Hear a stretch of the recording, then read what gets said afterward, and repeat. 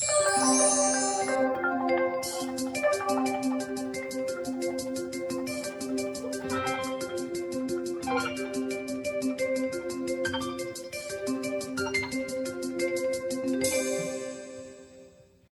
friends, I am Vandana and welcome to my channel Steve English Education। आज का हमारा topic है introduction.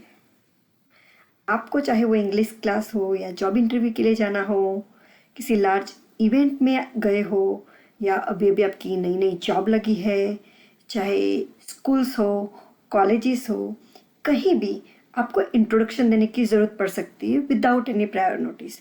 तो आपको हमेशा उसके लिए प्रिपेयर रहना चाहिए। So today we are going to learn how to introduce our self in front of any person very easily. Video के अंत में एक छोटा सा सैम्पल इंट्रोडक्शन भी है, तो वीडियो को पूरा जरूर देखें। और हाँ, आपका एक बेस्ट इंट्रोडक्शन इस वीडियो की हेल्प से बनाकर मुझे कमेंट जरूर करें।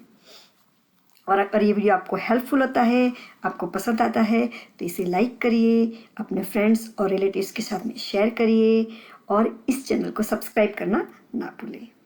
तो चलिए शुरू करते हैं। तो सबसे पहले आता है ग्रीटिंग्स। ग्रीटिंग्स मीन्स अभिवादन करना। इंग्लिश में ग्रीटिंग्स के 2 टाइप्स होते हैं, formal greetings and informal greetings. Formal greetings means औपचारिक अभिवादन। जब हम जॉब पर होते हैं या हमें अपने बॉस या टीम लीडर को ग्रीट करना हो, या जब हम स्कूल में होते हैं हमें टीचर्स को ग्रीट करना हो, या जब हम कॉलेजेस में होते हैं और हमें प्रिंसिपल को ग्रीट करना हो, तो ऐसी फॉर्मल जगह पर हम फॉर्मल ग्रीटिंग्स यूज़ करते हैं। और जब इनफॉर्मल ग्रीटिंग्स की बात आती है तो उसका मतलब होता है अनौपचारिक अभिवादन। जब हम अपने फ्रेंड्स या क्लोज रिलेटिव से मिलते हैं तब हम इनफॉर्मल ग्रीटिंग्स का यूज़ करते हैं। तो सबसे पहले हम लर्न करेंगे कि how to use formal greetings in English. So there are lots of way to greet people formally in English. Okay, तो आप स्क्रीन पर देख सकते हैं, मैंने सारे वेज यहाँ रखे हुए हैं। लाइक फर्स्ट है हेलो। जैसे हम इंग्लिश में हेलो कहते हैं और हिंदी में कहेंगे नमस्ते। तो हेलो आप पूरे दिन में कहीं पर भी यूज़ कर सकते हैं और फॉर्मल और इनफॉर्मल दोनों में ही यूज़ किया जाता है। Like hello sir, hello madam. फिर आता है गुड मॉर्निंग। गुड मॉर्निंग है जो सुबह से लेकर दोपहर में 12 बजे तक अगर हमें किसी को ग्रीट करना है तो उस वक्त हम कहेंगे गुड मॉर्निंग।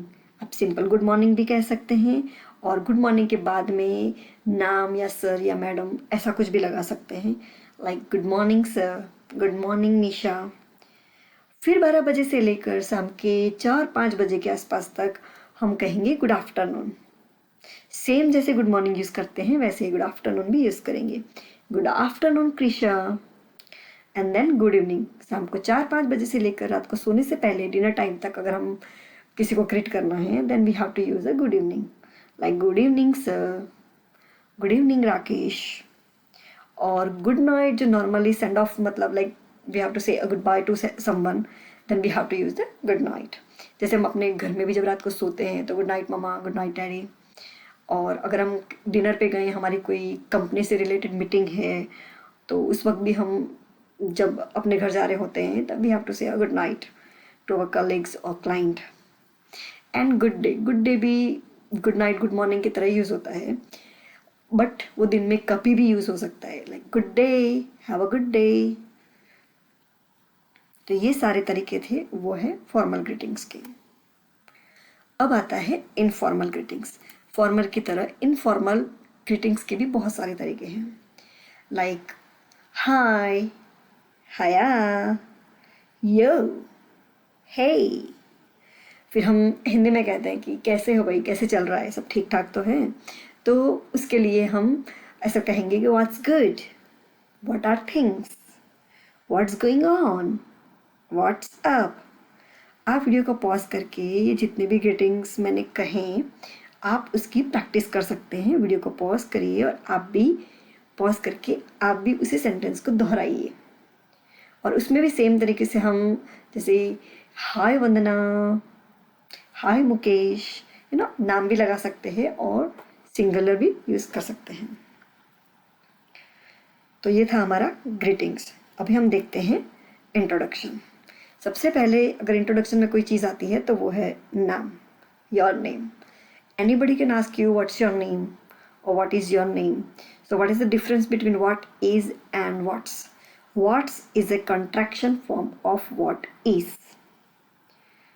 कोई आपसे क्वेश्चन पूछ भी सकता है, और आपको अगर किसी को पूछना है तो ये same way you can ask what's your name और what is your name. Foreign countries में नॉर्मली कॉन्ट्रैक्शन का ज़्यादा यूज़ होता है, तो sometimes Indians are facing difficulty to understand their pronunciation. तो क्या होता है कि हमें भी उसी तरह की प्रैक्टिस करनी चाहिए, क्योंकि आजकल तो इंडिया में भी बहुत अच्छे से इसका यूज़ हो रहा है ना। तो अभी हम देखेंगे हमें आंसर कैसे देना है इस क्वेश्चन का कि व्हाट इज़ योर नेम, है ना। तो 3 तरीके हैं। फर्स्ट है आई एम, वंदना, मतलब I am and then your name. I am Shilpa. तो I am is a contraction form of I am. Normally हम ऐसे ही कहते हैं कि I am Vandana, I am Shilpa. लेकिन अगर आप फ़ोन पे हैं then you can use my name is Rakesh और माई नेम इज़ अरुष। अगर आप किसी लार्ज इवेंट में हैं और खुद को इंट्रोड्यूस करना है then you have to say this is Mukesh, this is and then your name. तो ये तरीके हैं how to give the answer what is your name, है ना। अभी जो नेक्स्ट टॉपिक है इंट्रोडक्शन में वो है लोकेशन और place. Where are you from, आप कहाँ से बिलोंग करते हैं और आप कहाँ से हैं। इसका आंसर भी आप, क्योंकि आप एक डिफरेंट सिटी से हो सकते हैं, डिफरेंट स्टेट से हो सकते हैं, या सेम सिटी और सेम स्टेट से हो सकते हैं, या आप डिफरेंट कंट्री को भी बिलोंग कर सकते हैं। तो वो डिपेंड्स करता है कि आप कहाँ पे इंटरव्यू दे रहे हैं या कहाँ पे इंट्रोड्यूस कर रहे हैं और कहाँ से बिलोंग करते हैं, है ना। इसके कई सारे तरीके हैं आंसर देने के। सबसे पहला तरीका है I am from and then place name.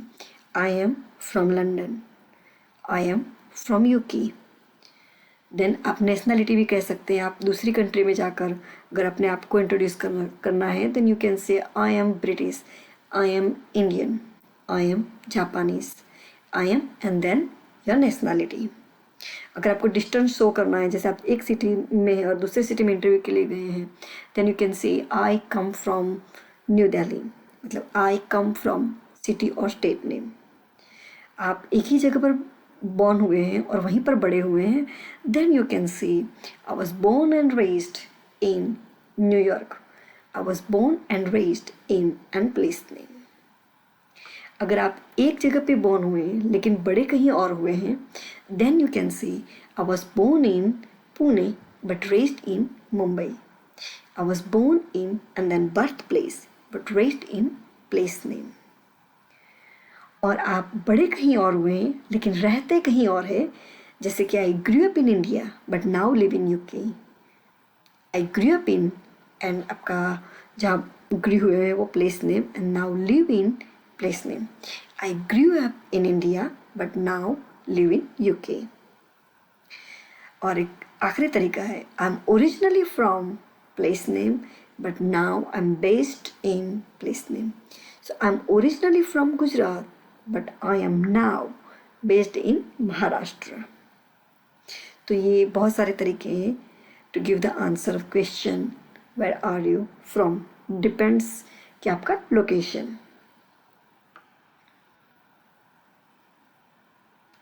Next जो टॉपिक है age, how old are you. You can ask someone else same way and you can give the answer I am and then number years old. I am 28 years old. You can't say I am 28 years.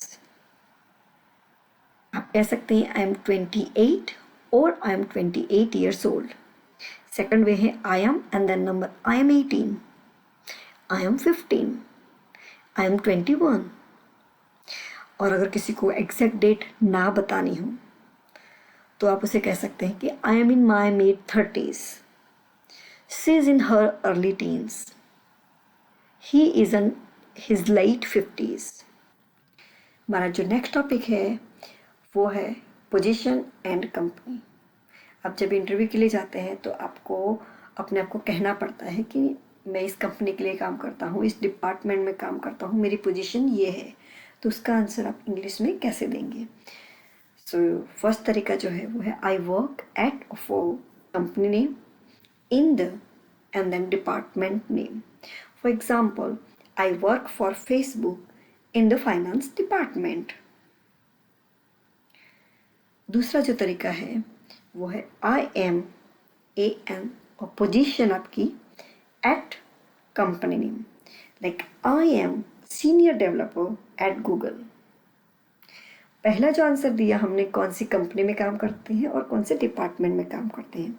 जो ये second example है, it is saying that you are senior developer, that means it's showing position, आपकी position क्या है Google में, तो I am senior developer at Google.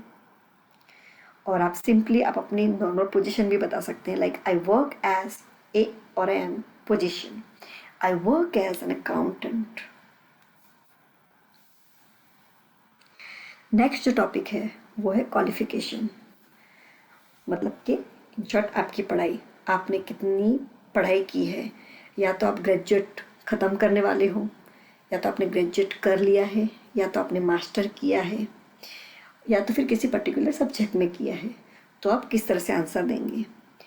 I am about to and then degree name, like I am about to graduate, और you can say particular subject like I am a marketing graduate or I am a marketing postgraduate, आप ऐसे भी कह सकते हैं। दूसरा जो तरीका है, I have a master degree in science, I have degree name in subject name, like I have a master's degree in science, I am taking a computer course, मतलब अगर आप कोई कोर्स कर रहे हैं, है ना, तो आप कह सकते हैं I am taking a computer course. अगर आपने कोई कोर्स को पर्टिकुलर टाइम के साथ में फिनिश किया है, तो आप कह सकते हैं I have completed 3 years course in computer. तो जो 3 years इट्स अ टाइम, आप अपना टाइम लिख सकते हैं and then course in subject name, I have completed a 3-year course in computer। तो ये सारे तरीके थे क्वालिफिकेशन के, जिसमें आप या तो ग्रेजुएट हो या पोस्ट ग्रेजुएट हो, या आप मास्टर डिग्री किसी पर्टिकुलर सब्जेक्ट में ले रहे हो, या तो आप कोई कोर्स कर रहे हो, या आपने कोई कोर्स फिनिश कर दिया है। तो ये सारे एग्जाम्पल्स हैं कि आपको कैसे आंसर देना है, डिपेंड्स ऑन योर डिग्री। हमारा जो नेक्स्ट टॉपिक है वो है एक्सपीरियंस। अगर आपको आपका एक्सपीरियंस कहना है, इंटरव्यू में बैठे हैं और आपको कहना है कि आपको कितना एक्सपीरियंस है किसी पर्टिकुलर फील्ड में, तो आप कहेंगे I have 3 years of experience in marketing field, और you can say I have 10 years of sales experience. आप किसी पर्टिकुलर फील्ड में कंटिन्यूस पर्टिकुलर टाइम से काम कर रहे हैं, then you can say I have worked in marketing field for 5 years। तो आपको 3, 10, 5 की जगह पे नंबर लगाना है, एंड सब्जेक्ट जो मार्केटिंग और सेल्स है वहाँ पे आपका ऑक्यूपेशन और सब्जेक्ट जैसे सेल्स, मार्केटिंग, फाइनेंस, डिपेंड्स कि आप कौन से फील्ड से बिलोंग करते हैं। आप वीडियो को पॉज करिए और प्रैक्टिस करिए कि आपके लिए कौन सा सबसे ज़्यादा सुटेबल है, और पॉज करके उसे पेन और पेपर से लिखिए और उसे 5 से 10 बार दोहराइए। हमारा जो नेक्स्ट टॉपिक है वो है फैमिली। फैमिली में आप कहते हैं कि आई हैव मदर, फादर, है ना, लेकिन आपको कहना पड़ सकता है कि मुझे 3 बड़े भाई हैं, 2 छोटे भाई हैं, 1 बड़ी बहन है, छोटी बहन है, या फिर हमारे घर में 5 मेंबर्स हैं, 6 मेंबर्स हैं, या मुझे 3 भाई बहन, मतलब कि आप टोटल कितने भाई बहन से, कितने सिबलिंग्स हैं, तो आप इंग्लिश में कैसे कहेंगे। तो इसका एग्जाम्पल है I have the number, Elder means बड़ा एंड यंगर मीन्स छोटा, और ब्रदर्स और sisters. So I have 3 younger brothers. Or you can say I have 2 elder sisters. और आपके पास एक भाई एक बहन दोनों बड़े हैं, then you can say I have 1 elder brother and 1 elder sister. और आप कह सकते हैं कि I am from family of 5. I am from family of 5. मतलब हम ऐसे नहीं कर सकते कि I have 5 family members. You can't say like this. I am from a family of 5. और आप कह सकते हैं about your siblings. I am one of 3 siblings. I am one of 3. और आप सिर्फ एक ही बच्चे हैं, आपका कोई भाई बहन नहीं है, then you can say I am only child. हमारा नेक्स्ट टॉपिक है hobby. We'll learn how to describe hobby in English. There are lots of way to describe your hobby in English. पहला तरीका है I really like and then your hobby. For example, I really like to watch movies. I really like to watch comedy shows. दूसरा तरीका है I really enjoy and their hobby name. I really enjoy dancing. I really enjoy singing. तीसरा तरीका है I'm a big fan of and then your hobby name. For example, I'm a big fan of cricket. I'm a big fan of hockey. और चौथा जो तरीका है, आप अपनी हॉबी को लेकर बहुत ज़्यादा पैशन रखते हैं उसमें, तो आप कह सकते हैं I'm a keen and then your hobby. I'm a keen singer. I'm a keen software developer. अभी आता है हमारा sample introduction. Good morning everyone. My name is Vandana. I'm 29 years old. I'm from New Delhi. I work as a computer teacher. I am a computer science postgraduate. I'm a big fan of dancing and reading books. तो आप भी अपना best beautiful nice clean introduction बनाकर मुझे comment करिए. I want to सी कि किसका best introduction इस वीडियो से बना है. So thank you for watching. Keep watching. मिलते हैं अगले वीडियो में. बाय.